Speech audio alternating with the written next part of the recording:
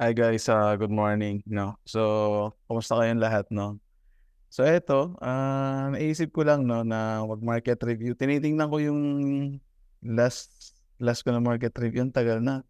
I think three years ago? So tingnan niyo na lang yung mga ano, lumang market review dun sa mga nagsisimula. Kahit na matatagal na yung mga market review dun sa, YouTube channel ko, marami pa rin kayong mapupulot dun, ng mga golden nuggets, no? So, may nagtatanong bakit daw hindi na ako nagma-market review.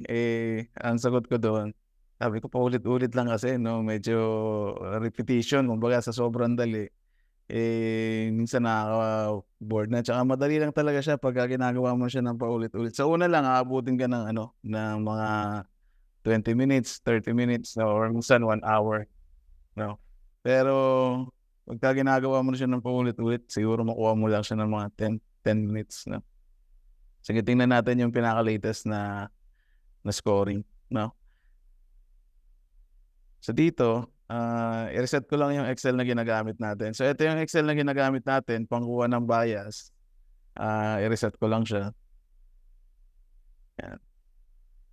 Tapos i-clear ko lang 'tong mga scoring last week 'no, fresh from the start tayo kasi Monday ngayon. So tingnan lang natin yung scorecard natin. So yung AUD, yung pinaka-momentum niya ngayon is +2, okey?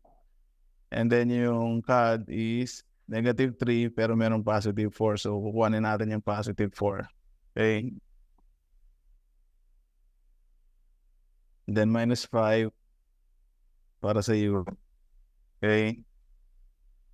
And then GBP -2 pero meron tayong +2. So anong sinasabi dito sa Excel natin? Pagka merong ang -2 tsaka +2, maging neutral tayo diyan, okey? Ise-zero natin 'yan. Next is JPY -2. Napakadali, 'di ba? And then LZD +3. And then USD +4, okey. So ita-try ko na mabilis lang and then hindi na ako full details 'no, as much as possible. Kasi yung makakapanood din naman nito hindi naman majority work squad, so try ko na lang mas magaan lang yung market review 'no.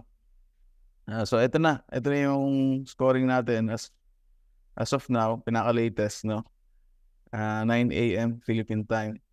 And then dito tanggalin lang natin yung invalid 'no. So bakit natin tinatanggal yung invalid? So itong mga invalid na 'to, kung mapapansin niyo yan yung neutral versus neutral, yan, yan, puro neutral. Strong versus strong. So yung mga invalid natin is neutral versus neutral, strong versus strong, tsaka weak versus weak. So hindi tayo nagte-trade ng parehas malakas, 'no, kasi magko-consolidate lang din yan, mag-aatakan lang ng presyo yan. Hindi rin tayo nagte-trade ng parehas weak, 'no, kasi gano'n din, same effect. Lalo na kung neutral versus neutral 'no, walang reason para mag-rally yan unless merong news na paparating, 'no. Yun lang yung puwedeng magpagalaw dun. And then dito naman sa gap, aalisin din natin yung less than 5 'no. So, tanggalin lang natin yung invalid, ta's tanggalin lang natin yung gap, ayan.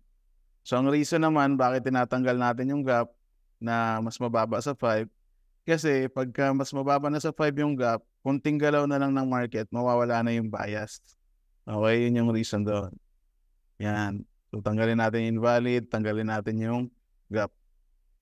So, -4, ayan. Tinanggal na natin yung less than 5, positive or negative. So ito na yung trading plan natin, wala pang 5 minutes yan na yung trading plan natin. No, puwede lang tayo mag-update. Mamaya pagdating ng London tingnan natin kung meron bang nagbago dito, merong nadagdag, merong nabawas 'no, London session. Pero basically gano'n lang kadali pagkuha ng bias. Ang kagandahan kasi nito, hindi mo na kailangan balasahin yung 28 pairs para lang makakuha ng bias 'no. So isa rin 'to sa reason bakit naiiwasan na natin maging FOMO 'no. Kasi minsan pagka wala kang maayos na trading plan or nahihirapan kang kumuha ng mga bias, dahil wala kang maayos na sistema, ang ginagawa mo kasi ako gano'n din yung ginagawa ko dati, yung 28 pairs, babalasahin ko 'yan isa-isa. Tapos every pair magta-top down pa ako niyan, top down analysis 'no. So from higher time frame to lower time frame. So ang hirap mag-screen ng bias 'no. So ang tendency dahil ang hirap maghanap ng bias, minsan kahit hindi pa ready yung setup, minsan iniisip mo, sige na lang baka kasi maiwan pa. Kasi nga ang hirap maghanap ng bias, ang hirap maghanap ng setup. Unlike dito, yun naman bilis lang, nilagay lang natin yung scorecard dito, nag-filter tayo, nakuha na natin yung trading plan natin for the day. Ayan na, napakadali.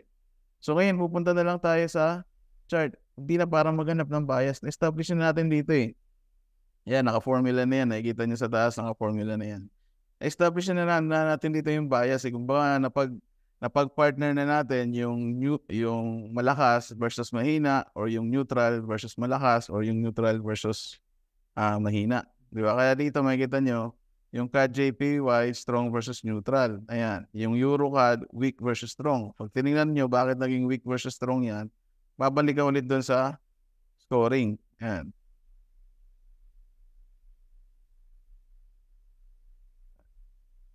Tignan natin yung EuroCAD. Yung EuroCAD, ayan, weak versus strong, sell siya, weak si Euro, malakas si CAD. So titingnan natin dito, si CAD positive 4. Ibig sabihin, 4 ng correlation ni CAD, tinalo niya. And then si Euro naman, negative 5. O, napakadali. 5 correlation ni Euro, tinalo siya. Di ba? Sige, filter ulit natin. So, isa yan sa mga advantage nitong pag-screen natin ng bias. So, naiiwasan na natin yung ma-FOMO sa mga setup. Kasi dali lang talaga eh. Ayan. So, finilter natin to. Ayan. So, punta tayo sa CAD JPY, hanap na lang tayo ng opportunity to buy. Saan maganda bumili? Yan na lang. Hindi na tayo pupunta sa chart para isipin natin, ano ba to? Sell ba to or buy? Hindi na ganun. No. Pupunta na lang tayo sa chart. Okay. So, ilabas ko lang yung chart natin.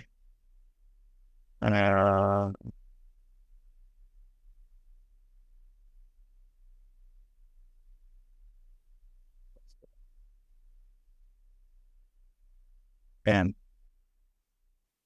Ito ba? Okay. Tapos try ko na lang litan siguro yung Excel. Litan ko na lang yung Excel.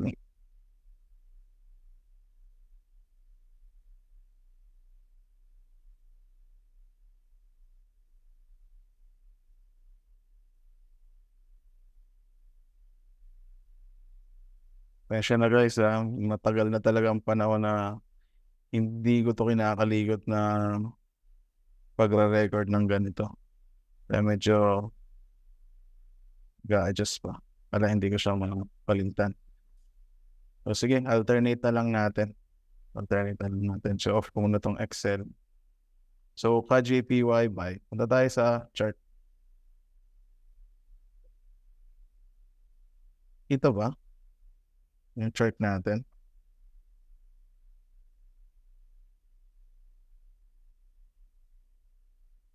Okay.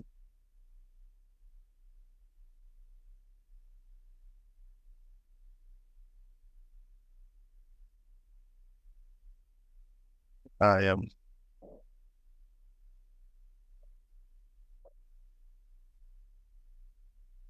Mag-headphone.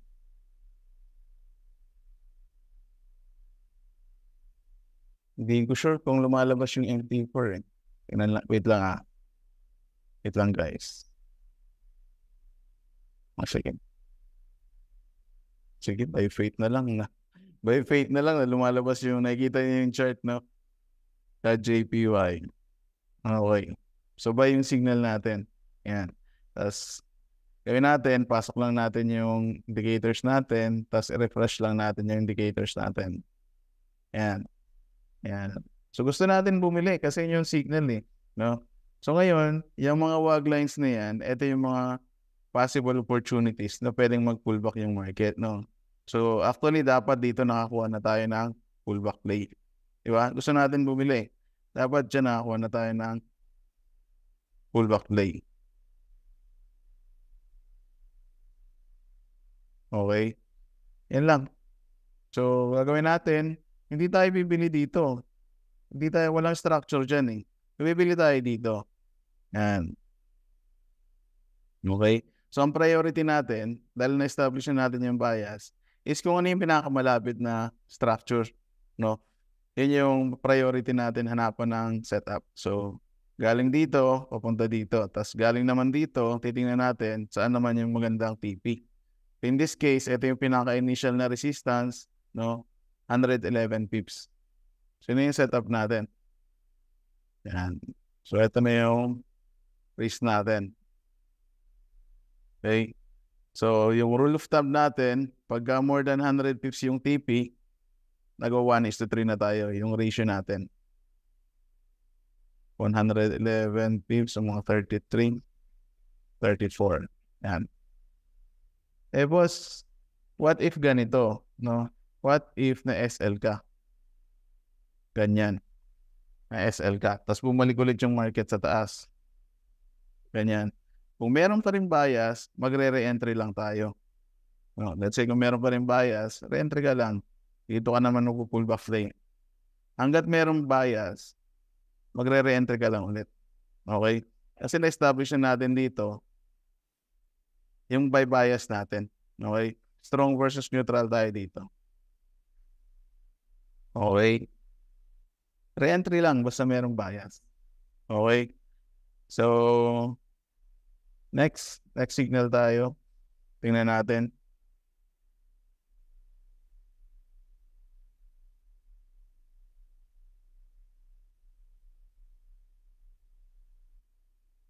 Hindi ko sure kung nakikita niyo yung MT4 eh. Wait lang guys ah.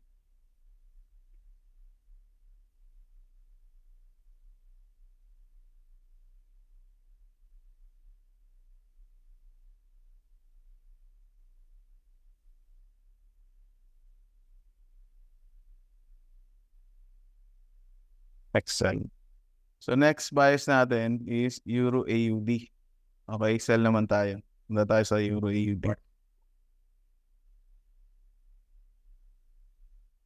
So, refresh lang natin yung indicators. Ayan, para makuha niyo yung mga updated na structure. No? Ayan. Okay, so gusto natin mag-sell dito.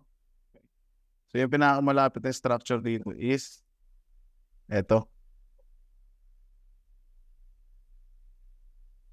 Eto na yan. Ayan. Ngayon, titingnan na lang natin kung worth the risk tong setup na to.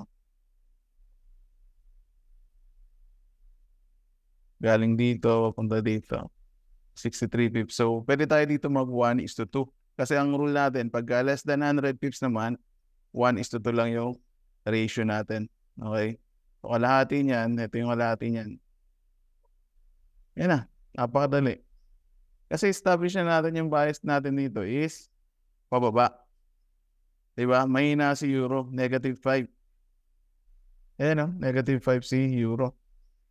Ibig sabihin, 5 correlation niya, tinalo na siya, yung momentum niya. Okay? Eh boss, what if na SL ka ulit dyan? Tumuloy yung market sa taas. Walang problema. Abang ka ulit sa taas. Hanggat merong bias, kung pumunta yung market doon, so, i-test ulit natin yung market sa next structure na. Ito.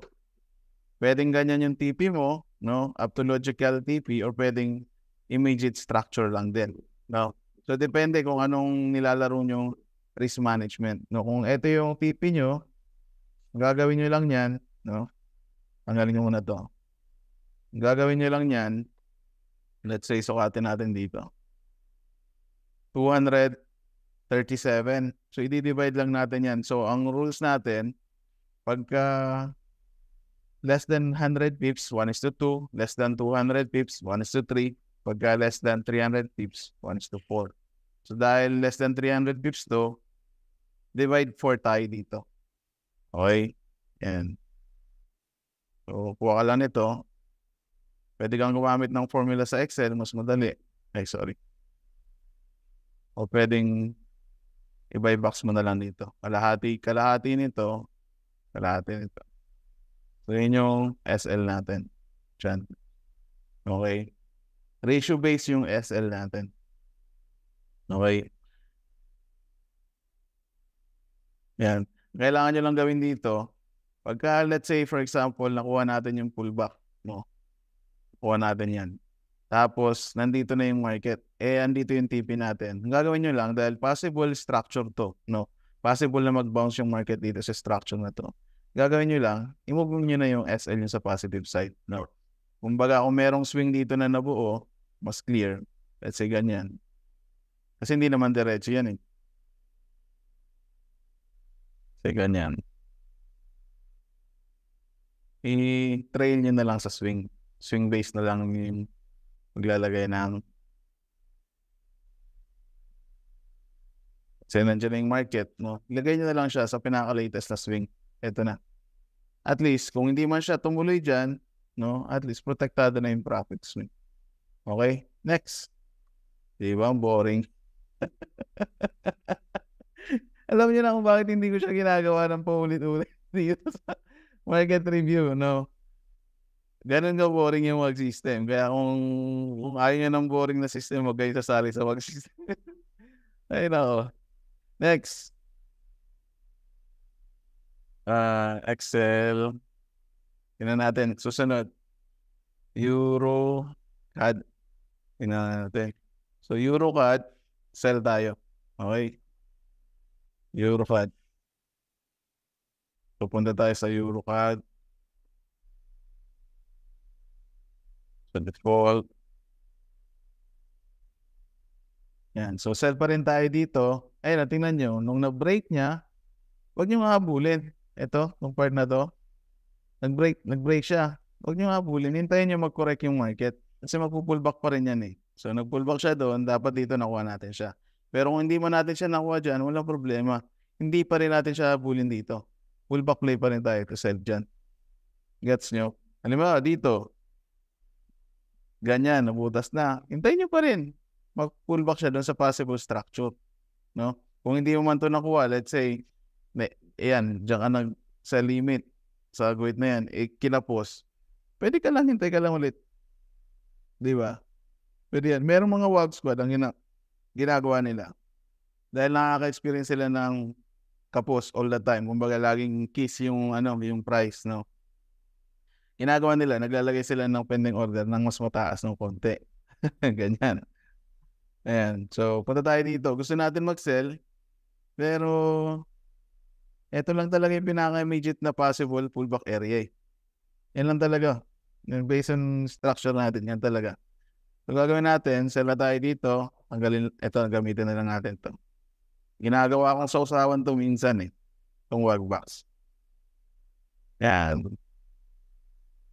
So, at titingnan na lang natin dito is kung ilang pips kasi ang rules natin, hindi tayo nagte-trade ng less than 50 pips. Balato na natin yan sa mga scalper. Yan, so 76. So 1:2. Yan, so ganyan lang. Simple. No?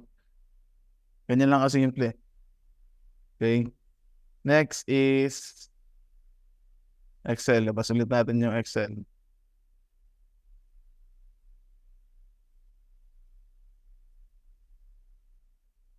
Euro GBP. Sell. Okay?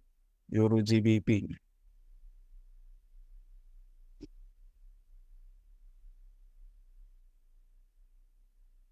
Euro GBP. Sell. Okay. So, punta tayo sa Euro GBP. Mas matagal pa yung pag ko ng Excel eh. Isa paggawa ng bias. Euro GBP sell. Before. Ayan. So, ito ganun din. Tingnan nyo. Kung nakaabang kayo dito, let's say nakaabang tayo dito, taas na SL tayo. Pagka nagalaw nyo yung wag lines, like for example, yung nagawa ko ngayon, nagalaw ko siya, i-reset nyo lang yung time frame, babalik yan. Automatic na yan. Siya na magpa-plot ng support and resistance natin. Apaka-simple. Okay. Yan. So, ito yung possible setup natin yan. Ayan, no? Boss, pwede na ako mag-market execute dito. Pwede na. Nandiyan na yung price, eh. No? So, sobrang bihira na nagma-market execute tayo. Pagkakatulad lang ganito, nandito na yung price. Kaya lang, dahil tinignan ko kung ilang pips 'to, 43 pips, 'no? Hindi siya pasok dun sa rules natin, hindi tayo nagta-trade ng 43 pips, 'no? Less than 50 pips, hindi na tayo nagta-trade niyan. So, ang pinaka-next setup na natin niyan is dito. Boss, parang ang ganda naman kasi ng structure nito, eh. Parang ideal na siya. So, sa WAG system, ang priority natin is yung worth the risk na setup. Kahit gaano kaganda yung structure, kung hindi siya worth the risk, hindi natin siya papasukin. Ito napakaganda kasi kumbaga nagko-consolidate na siya doon sa structure, eh. Pero dahil hindi siya worth the risk, hindi natin siya priority. Ang priority natin, kahit hindi gano'n kaganda yung structure, kahit hindi natin priority yung precision kasi dito, establish na natin yung bias. Kumbaga alam mo na yung market pababa, 'di ba? So secondary na lang yung entry, 'di ba? So dito ang goal natin makahanap ng worth the risk na setup. So again, hindi natin priority yung precision ng entry, mas priority natin na worth the risk yung setup. Okay? So galing dito, papunta dito, 74 pips. So 1:2, kalahati lang ng ganyan. Ayan na yung setup natin. Okay? Ngayon, merong mga matatagal na WAG squad na kumbaga na-develop na nila yung skills nila sa paghahanap ng structure through price action, no? So kung ganito, halimbawa, boss, pwede bang hindi namin gamitin yung WAG lines na binibigay mo? Walang problema, Brad. No, sa totoo lang, etong WAG lines na to, lagi kong sinasabi kahit sa mga old videos ko, eto, guide lang to para sa mga newbies na nahihirapan maghanap ng structure. Napakadali ng nito, napakagandang support na nito.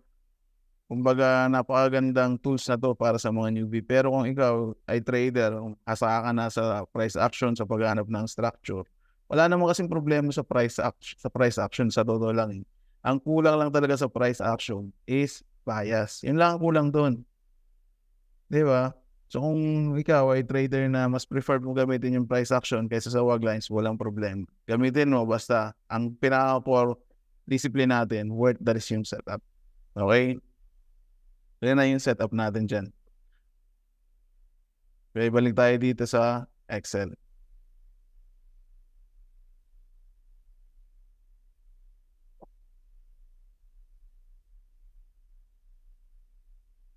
Excel.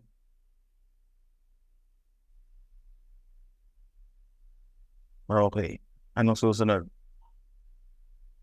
Sa Euro GBP. Euro NZD cents. Euro NZD cents.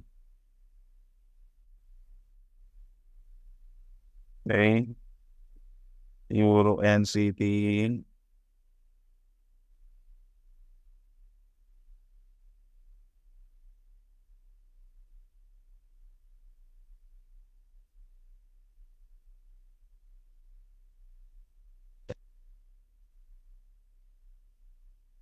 So refresh na lang natin to. Gusto natin magbenta, no? So tingnan lang natin kung galing dito papunta dito is worth the risk na siya. Ayan, pwede na, no? Pwede na yan. So kung hindi mo nakuha siya dito sa unang bounce, no? Abang pasok na lang ulit dito. No? So yan yung setup natin. 1:2, kalahati. Boom. Ganun lang kadali, na. So sobrang boring, sa totoo lang, boring talaga to. Kung may SL ka man dito, tumuloy siya sa taas, dito na tayo papasok ng panibagong setup. Given na meron pa rin siyang bias.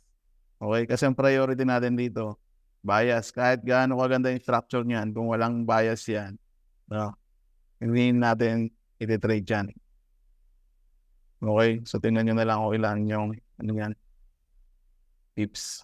Pero ganyan na yung pinaka-possible setup dyan. Okay? Next. Excel. Euro USD. Sell. Okay? So makita nyo, Euro is weak. USD is strong. Sell. Okay? Euro USD sell. Labas natin yung chart. Euro USD sell. O, yan. So, gusto natin mag-sell. Okay? Mahina si Euro, malakas si USD. So, immediate pullback area niya, nandito. Tingnan mo na lang kung worth the risk siya dito. 76 pips, pwede na.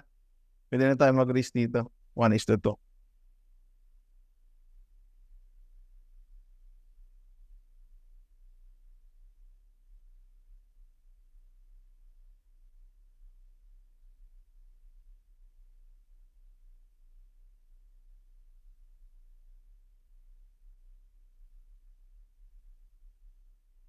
One is to two. Ayan. Ayan, 1:2. Okay, kung may SL ka dyan, pasok ka lang ulit doon sa taas. Next na. Okay, ganyan. Hanggat merong bias, itetest natin lahat ng structure na pwedeng mag-bounce yung market. Yun yung pinaka-concept ng world system. Okay? Okay, kung halimbawa na SL ka, tapos bumalik ulit yung market dito, kailangan maging disiplinado ka na pullback play ulit. Okay? Ayan. So, hindi siya madali. Yung paghihintay, hindi talaga madali yan. 90% ng trading is waiting. Okay, next. Balik tayo sa Excel. So, last is USD JPY. So, dito naman, USD malakas, JPY neutral. Okay? So, ang nagda-drive dito, yung pagiging malakas ni USD, hindi yung pagiging mahina ni JPY. Ayan na. Tingnan nyo. Very important yan. Dapat aware kayo kung ano yung nagda-drive sa market. Hindi lang dahil mayroong structure. No? Yan yung pinaka-core reason ng mga nagpo-funda, fundamentals. Tinitingnan nila yung ano yung nag-move sa market, bakit siya gumagalaw ng ganun. Ang minsan nagiging struggle lang ng mga nagpo-funda dahil macroeconomic siya. No? Tsaka masyadong malaking bias. Di ba? So, kahit na tingnan mo yung microeconomics, malaki pa rin yung bias para sa ating mga retail traders. Kaya ang hirap pulihin. Pero, ang pinaka-best approach doon is i-respect mo yung bias, kung ano man yung sentiments ng market, and then, wag mo kontrahin. Sakyan mo na lang kung ang pinaka-macro bias niya is long. So, every opportunity to take long positions, yun na lang. Diba? So, kahit na gaano kaganda yung structure to sell, huwag ka magsisell. Kasi respect mo yung bias. Bias talaga number one. Okay? Malinaw.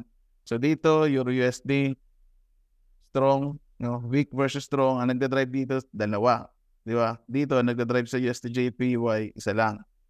Dito sa Euro USD, dalawa yung nagda-drive. Yung pagiging weak ni Euro at pagiging malakas ni USD. So, kahit na mawala yung bias ni USD dito, as long as pasok siya sa gap, merong bias, merong nagda-drive sa market, yung pagiging weak ni Euro. Kaya mapapansin nyo, dito, halos lahat to, Euro pairs yan, no? Euro AUD, Euro CAD, Euro GBP, Euro NZD, Euro USD.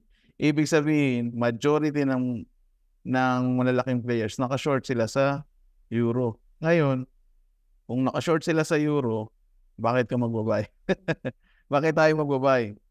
Di ba? Retail traders tayo. Kahit na makakita tayo ng double bottom, triple bottom, huwag ka magbabay. Okay? Dapat ang tingin mo is opportunity to sell.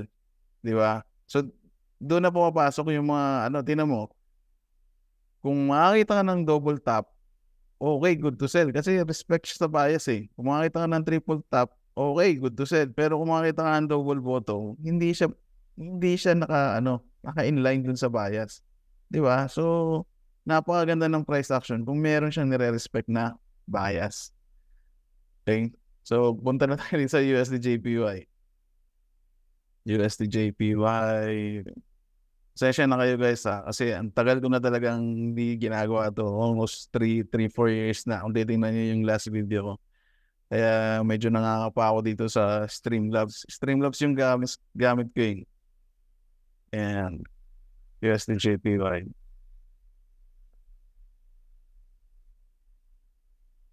And USD JPY. So gusto natin mag-buy dito, malakas si USD. No? Neutral sa JPY. So immediate na pullback area, ito na. Napakadali. Hindi ka natitingin ng malalim. Ito na, alam mo na yung bias pataas eh. Kung baga, tingnan mo yung trend. Kikreate siya ng swing highs. Di ba? gusto na natin mag-buy, pero syempre, discipline tayo, hindi tayo bibili dyan sa current market. So, hintayin natin yung market mag-pullback. Okay? So, pwedeng immediate na resistance. Kung makakuha ko na ng magandang risk and reward dyan, walang problema. No? Tingnan lang natin na ito ay worth the risk na setup. Ayan, 118. So, less than 200 tips, 1:3 na tayo dito. Okay? Sa mga nag-a-advance na ng WAG system, yung mga tumitingin na ng advanced scoring, 1:3, tansyahin na lang natin. Basta gets nyo na 1:3. Sa mga WAG squad na nag-a-advance na, yung mga tumitingin na ng advanced scoring, eto, aware tayo, no? Pag tinignan natin yung advanced scoring, aware tayo na yung bias ni USD, which is nasa H1, hindi siya naka-reflect dito sa ADV H1. Ibig sabihin, hindi siya maglalas ng matagal, no? Alam natin na yung ADV H1 na yan yung possible scoring bukas. Ibig sabihin, bukas, after 24 hours, wala na yung positive 4. Lusaw na.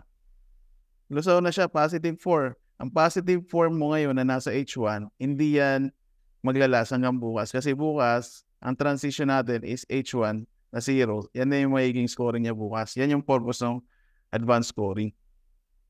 Diba? So ngayon, kung ang setup mo, ito napaka-importante nito. So let's say, galing dito, papunta dito, babiyahe siya ng 70 pips. Sirado ko na lang, 70 pips, no? Tapos galing naman dito, papunta dito, sa TP mo, babiyahe siya ng 117 pips. So ilan na yun? 187 pips. Okay? Total na biyahe ng presyo. Kung titingnan natin, yung daily ATR niya is nag-average lang siya ng 125 pips. No? Naka-points yan, kaya 1,250 pips. Yan. Yan. Ang ibig sabihin ng 1,250 points is 125 pips. Okay? Yung 125 pips na yan yung average na takbo ng market sa isang araw. So yan yung purpose niyan. Kaya nakuha yung value na yan. Kinuha niya yung high and lows for the last 14 days. Yan. Yung high and lows niya for the last 14 days. Then in average niya, nag-average lang siya ng 125 pips in a day. No? Considering na walang news. Okay, considering na walang. Kung merong news, pwedeng mas mapalaki pa yan kasi pwedeng ma-push niya yung market ng more than dun sa daily movement niya. Pero kung pag-uusapan lang natin yung daily movement niya, nag-average lang siya ng 125 pips. Okay, very important yon. So kung 125 pips yung kaya niyang produce na rally sa isang araw, kung meron kang TP, na, let's say for example, 200 pips, palagay nyo, possible ba siya mag-TP within a day? Hindi. Kasi nga, ang average na galaw niya lang is 125 pips. Diba? So, ito, 187 pips. So, aware tayo na itong setups na ito, pwede siyang lumagpas ng isang araw. Diba? So, ibig sabihin, itong setup na to, pwede siyang abuti ng 2 days. Kasi 187 pips, simula dito sa current price, hanggang tamaan yung order, then galing dito hanggang mag-TP. Yung daily ATR nga lang niya, yung daily movement niya, nag-average lang siya ng 125. Hindi siya, hindi siya pasok. Baga mas malaki yung 187 pips na ibabiyahe ng price. Ibig sabihin, nakapasok ka na sa market, halfway na nakapasok ka na sa market, biglang mawawala yung bias. Kasi nakita na natin dito sa ADV. Di ba? Tingnan natin bakit, no? Tingnan nga natin yung latest na nangyayari sa economic calendar nito. Wait lang.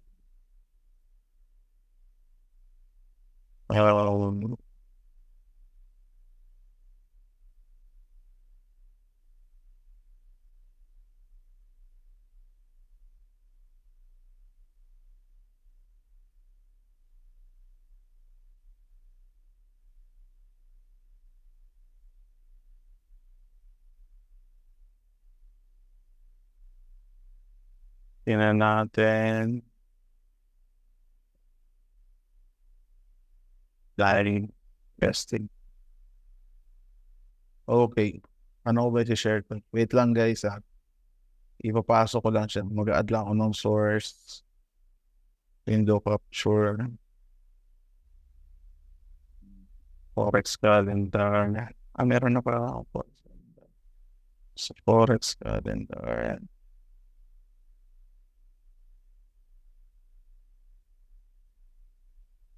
Ayan, so Forex calendar. So tingnan nyo guys, bakit nawala na siya sa ADV, no? Isa to sa possible reason. Kung titingnan nyo, although meron tayong positive 4 sa USD, pero yung data niya, nagpapakita na siya ng weakness, no? Puro yung pinaka-latest niya na yung latest niya na data. Puro na negative data na yung lumalabas sa USD. Di ba? So, yan yung ina-explain ko doon sa isang video ko na nasa Facebook or nasa YouTube na dumidikit talaga yung scoring natin sa fundamentals, no? Kaya yan yung pinaka-possible reason bakit hindi na siya napipick up nung advanced scoring natin na maglalast pa siya ng matagal. Kasi fundamentally, nakita natin na nagpapakita na ng weakness yung market dito sa USD, no? Again, hindi absolute yan. Probability pa rin yung pinag-uusapan natin dito. Pero at least, yung pinaka-logic, kumbaga, realistic yung logic natin, no? Ayan.